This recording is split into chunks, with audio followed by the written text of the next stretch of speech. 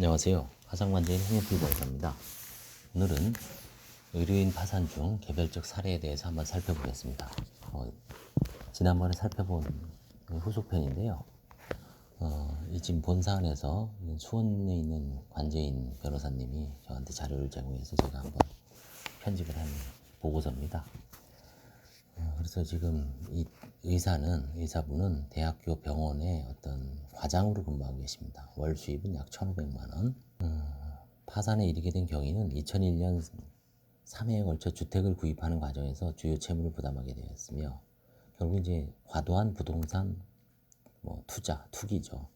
그래서 과도한 부채로 인한 이자 부담으로 변제할 원리금이 증가하여 결국 일반 회생을 신청을 했습니다. 그러나 채권자의 부동의로 절차가 폐지되어 다시 결국은 이제 파산을 신청할 수밖에 없었죠. 빚이 31억이 나오고 채권자가 13명이 됩니다. 지금 현재 재산은 이제 볼보 차량, 중고 차량 800만 원 시세하고 보험 해약 환급금이 한 9,100 정도 됩니다. 근데 이거는 이제 뒤에 쟁점이 나오지만 동의를 안 해주면 해약이 불가능하다는 그런 내용이 나옵니다.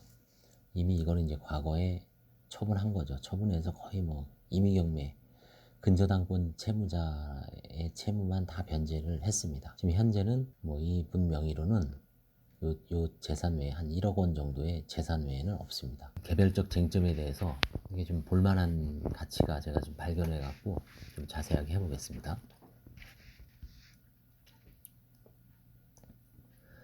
채무자는 후배의 집에서 가끔 머물고 직장인 어디 대학병원에서 이제 숙식을 해결하고 있다고 합니다.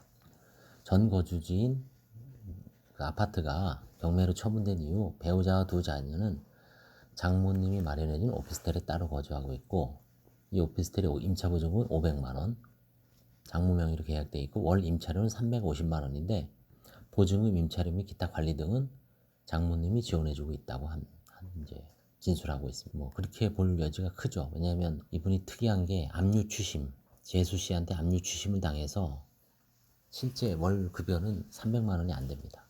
실제 집에 가져가는 돈은. 그러니까 어떻게 이 350만 원을 아니면 일부를 부담하든지 이 돈은 장모 측에서 나오는 게 아마 거의 확실한 것 같습니다. 자, 지금 현재 이분이 이제 파산 신청 시에 이게 면책 불허가 사유가 발견됩니다. 월 급여를 그냥 300만 원으로 기재를 했어요. 왜 그러냐면 나중에 나오겠지만 채권자 중에 누가 압류 전부 명령을 받아갑니다. 여기 나오죠. 임대차 공급 채무와 관련해서 이 세모가 전부 명령을 받아 월급의 50% 매달 월 평균 680만 원 정도가 강제로 변제되고 있는데 아직 12번이 남아있는 상황입니다. 그래서 매월 세금 등을 공제하고 한 200에서 300만 원 정도를 받는 걸로 보고 있고, 따라서 이제 아까도 말씀드렸듯이 장모가 마련해준 오피스텔에서 월 임대료 관리비는 지원받은 게 명확하죠. 제가 여기서 포착한 것은 그때 유심히 안 봤지만 이게 이제 재수 씨거든요. 재수 씨가 이제 부동산 관련해서 돈을 빌린 것 같아요. 한 2억 5천을. 근데 이거를 지금 회생이 끝나자마자 전부 명령을 신청했단 말이에요. 이게 아마 집행행위, 채무자 회생 및 파산에 관한 법률 제395조인가요? 집행행위 부인에 해당되지 않을까. 왜냐하면 통무 가능성이 있죠. 재수 씨기 때문에. 실제 옛날에 그 집행행위 부인, 서울에서 집행행위 부인과 관련해서 이원구 변호사님, 이만덕 변호사님, 관제인이 발표한 자료가 축적된 자료가 있습니다. 그때가 생각이 나는데 이거는 그 서울에 있는 그런 세미나 자료에 할 때 부인 대상에 해당될 가능성이 있습니다. 그게 이제 포착이 돼서 제가 이 사안을 다시 한번 꺼내봤습니다. 보유 재산에 대해서 넘어가겠습니다. 아까 볼보 차량하고 연금 보험. 근데 여기서 좀 특이한 게 있어요. 저도 이거 처음 봤는데 수익자가 어머니입니다. 모친.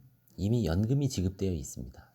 지급되고 있는 상태이므로 해당 보험을 해지하기 위해서는 수익자인 모친이 동의가 있어야 한다고 하며, 당시 계약자가 채무자인 이유만으로는 해지 환급금을 받을 수 없다고 하였습니다. 이 어떤 연금보험의 특성인 것 같아요. 이미 보험이 개시됐기 때문에 해지를 제한을 해야 되죠. 이거는 결국 나중에 보니까 어머니가 동의를 해서 파산재단에 편입이 된 것 같습니다. 그 다음에 이제 어머니의 아파트는 어머니의 고유재산으로 보고 장모도 마찬가지고요. 그 다음에 이제 과거에 처분했던 재산은 뭐 관제인께서 열심히 조사를 해보니까 전부 이미 경매돼서 선순위 근저당권자가 다 갖고 갔으니까 뭐 사행이라든가 이런 건 문제가 안 된 것 같습니다. 그 다음에 이제 금융기록 급여 계좌라든가 이런 거를 보니까 이제 여기서 문제점을 발견한 겁니다. 관제인이 월 급여가 매달 1,000만 원 이상임에도 불구하고 회생 절차 폐지 결정 이후 채권자 세모가 급여 전부 명령으로 급여 실수령액은 소득세, 뭐 4대 보험 등을 모두 공제하고 200에서 300만 원 정도인 것으로 보여진다. 저는 이 급여 전부 명령이 이게 좀 문제가 있는 행위 같아요. 이게 이만덕 변호사님은 여동생이 은행원 그 어떤 퇴직금을 짜고서 전부해 갔죠. 그래서 그걸 부인한 사례를 파산관제인 세미나에서 발표한 사례에 비추어 봤을 때 분명히 이거를 부인했어야 되지 않나 싶습니다. 이걸 뭐그 다음에 이제 이런 개인 채권자 의견 청취 채권자들이 그 부분을 이해를 했어야 되지 않나 싶습니다. 채권자들은 뭐 했는지 싶어요. 채권자들은 뭐 기관 채권자들이 개인 채권자가 압류 전부해 갔는데 가만히 있었죠. 그걸 부인해야 된다라고 법원에 좀 이의 제기를 했어야 되는데 그걸 못한 것 같습니다. 예금보험공사는 뭐 퇴직금만 주장을 했죠. 근데 이제 결국 여기서 사실조회를 해보시니까 사학연금에 가입돼 있다. 사학연금은 퇴직급여는 압류금지 재산입니다. 사립학교 교원 연금법에 의할 때. 그 다음에 이제 사학연금 예보는 사학연금 대여금 이것도 실질적으로 담보권이죠. 담보권이 법이 사립학교 교직원 연금법이 이렇게 나와 있습니다. 압류 담보로 제공할 수 없다. 그래서 최종적으로는 신청이 불성실한 것으로 볼 여지가 있었습니다. 이 사람은. 그러나 면책 불허가 내지 일부 면책을 받은 경우에 이 교직원은 당연히 퇴직사유에 해당됩니다. 이거 좀 엄격하게 해놨죠. 그래서 이제 이분 같은 경우에는 뭐 그대로 아웃되죠. 그러면 뭐 아무것도 못 받죠. 채권자들은. 그다음에 지금 건강도 안 좋으시고. 그래서 이제 결국은 한 10% 내외에 33억이었죠. 아까 채무가 한 3억 정도, 2, 3억 정도를 출연받아 채권자들에게 배당해주고 재량 면책을 해주는 방향을 이게 파산의 어떤 특성이죠. 원칙적으로는 어떻습니까? 파산 선고 이후의 소득이죠. 이건 파산관제인이 건드릴 수가 없어요. 파산 선고 이후에 신득재산이기 때문에 무조건 이건 환가를 하지 말라라는 어떤 엄격한 입장이면 이건 관제인이 환가를 할 수가 없죠. 그냥 소득에 대해서는 그냥 어떻습니까? 뭐 기존에 있는 보험금 정도 하고 면책 불허가 시키는가요? 좀 애매하죠. 그래서 일종의 절충점을 찾아서 그럼 다시 너는 회생을 해라. 회생 가서 안 됐는데 회생 가서 부동의 받으니까 다시 파산으로 들어왔는데 그럼 회생 뭐 될 때까지 하나요? 그래서 의사분 제가 한 사례도 예전에 2번 정도 회생을 했는데 채권자이 동의를 안 해줘요. 그래서 어쩔 수 없이 파산 들어오니까 뭐 채권자들은 저 의사는 어디 가면은 월급 1,500 페이닥 더 가능하다라고 주장하고 있지만 그때 그 의사는 아주 정신적으로 피폐해 있어서 일을 할 수가 없어요. 70억을 떠안고 평생 뭐 빚의 노예로 살아가야 됩니까? 안 되죠. 그래서 결국은 이 사안에서는 변호사님이 아마 뭐 금액은 적정한 것 같습니다. 2억 원 이상이 가능하다. 보험 1억 하고 이제 뭐 이것저것 해갖고 2억 정도를 받아서 그럼 총 전부명령 이건 좀 전부명령 2억 7천만 원을 변제하는 중. 그 다음에 여기서 2억 여기서 한 3억 하면 5억 이상 변제 받아가죠. 이게 당초의 어떤 회생에서의 그 금원보다 더 많이 가져가니까 특별하게 채권자들한테 불이익이 없다는 겁니다. 다만 제가 이제 제기하고 싶은 것은 요 재수 씨거든요. 남동생의 부인님이 재수 씨죠. 재수 씨가 전부 명령을 받아 2억 7천만 원을 이게 회생 절차 끝나자마자 했으니까 이건 분명히 짜고 치는 고스톱이 명백했지만 이 부분을 캐치를 못 하신 건가 아니면 무슨 특별한 사정이 있었는지 근데 일단 언급이 안 나오죠. 언급이 안 돼서 제가 봤을 때는 좀 문제가 있지 않았을까 싶습니다. 그 다음에 이제 뭐 나머지는 특별한 건 없습니다. 나머지는 특별한 건 없고 쭉 이제 채무자 소유의 아파트의 전세로 거주하던 채무자 친동생의 배우자 친동생 여동생이면 또 뭐 매제가 되나요? 하여튼 재수 씨 아니면 매제입니다. 여동생인지 남동생인지 몰라서 남동생이 되면 재수 씨고 여동생이면 매제겠죠.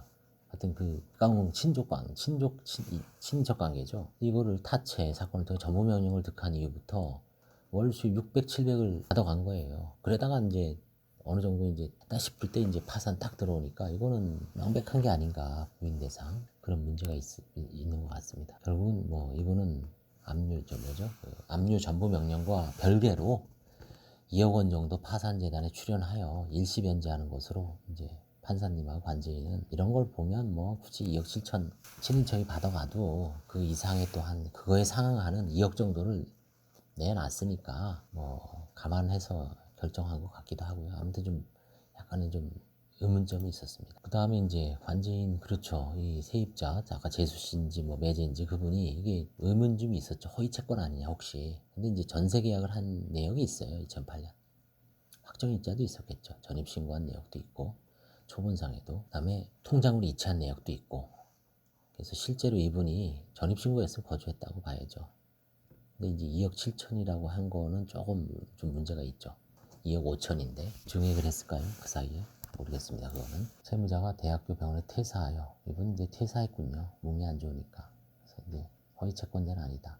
결국 이제 이 대학교 병원에서 퇴사해서 뭐 어떤 소득 자체를 더 이상 높이지 못한 것 같습니다. 환가 사유를. 아까 어머니 그 보험 1억 9,100만 원 플러스 한 1억 정도를 하는 걸로 화해했으면 적정한 것 같습니다. 어떻게 보면 이미 퇴사했으니까 계속 그 일을 하면서 뭐 앞으로 한 몇 년 더 근무했다 그러면 좀 모를까 퇴사한 게 참작된 것 같습니다. 그래서 결국은 이제 기재한 거는 이렇게 변명을 하지만 이거는 이제 이런 거는 조심해야 됩니다. 여러분들도 일반인들도 실제 급여는 정확하게 받는 걸 기재하고 그 다음에 이제 뭐 실수령을 기재하는 게 아니죠. 급여는 원칙적으로 본인의 연봉을 기재하고 월급을 기재하고 거기서 이제 뭐 제세 공각이라든가 이런 거 띄고서 얼마를 수령한다. 그다음 왜 이렇게 됐는지 설명해야지.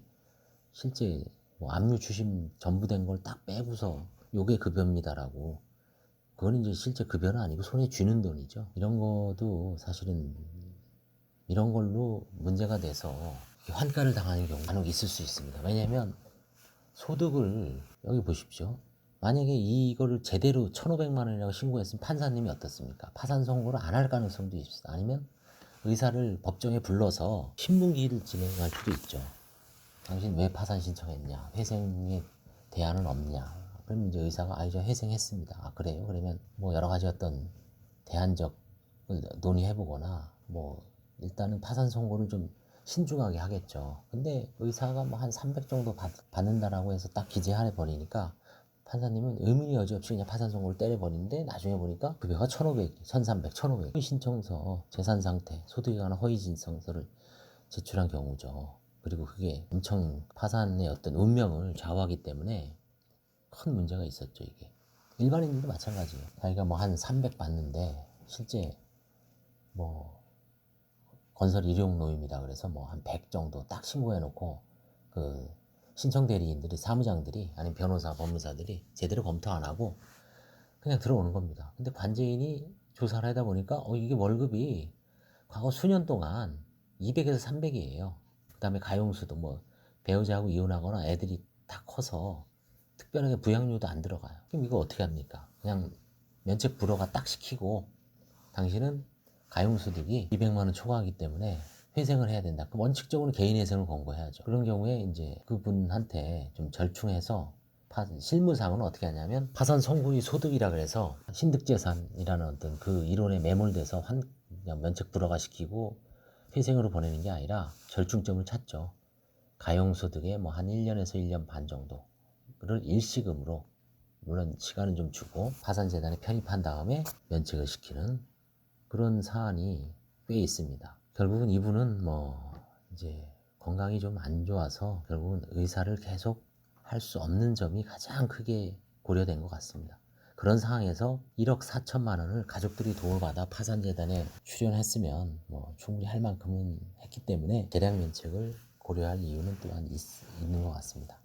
그런 점까지 고려해서 압류 추심, 압류 전부에 대해서 부인권 행사를 안 한 거라면 특별한 문제는 없어 보이는데 일단 이론적으로는 제가 봤을 때 이걸 쭉 검토해 봤을 때 압류 및 전부에 대해서 더군다나 아주 가까운 친족의 배우자 인척이기 때문에 부인권 행사를 했었어야 되고 아니면 않으면 왜 안 했는지 그거에 대해서는 충분히 보고서에 현출이 되었어야 하지 않는가라는 생각이 들어서 이 사건을 한번 다시 들춰봤습니다. 이제 쭉 뭐 나머진 다 특별한 문제는 도움이 되셨다면 좋아요와 구독을 눌러주시기 바랍니다. 네, 감사합니다.